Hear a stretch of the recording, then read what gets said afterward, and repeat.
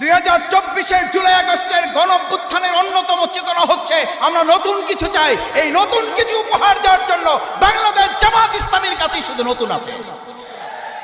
আপনারা আপনাদের জন্য দরজা খুলে দিয়েছিলেন 17 বছর। আমাদেরকে পুলিশ আমাদের পিছনে, গোয়েন্দা আমাদের পিছনে পিঁপড়ার মতো খুঁজে বেরিয়েছিল। আপনাদের ঘরগুলোকে আমাদের আশ্রয়ের একটা কেন্দ্র ঘর বানিয়েছিলেন। সেই ঢাকাবাসীর কাছে আমরা একটা আবদার তো করতেই পারি, যদি আপনার ঘরটা আমার জন্য নিরাপদ হয়, এবার ঢাকাটাকে আমরা আপনার জন্য নিরাপদ করতে চাই।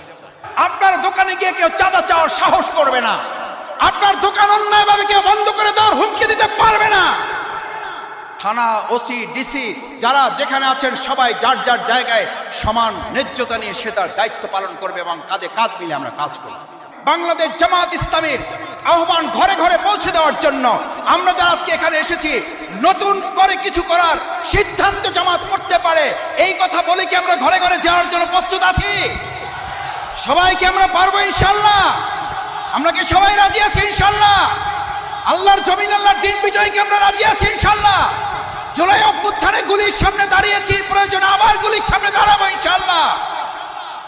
আল্লাহ তাআলা আমাদের হাতগুলা কবুল করুন।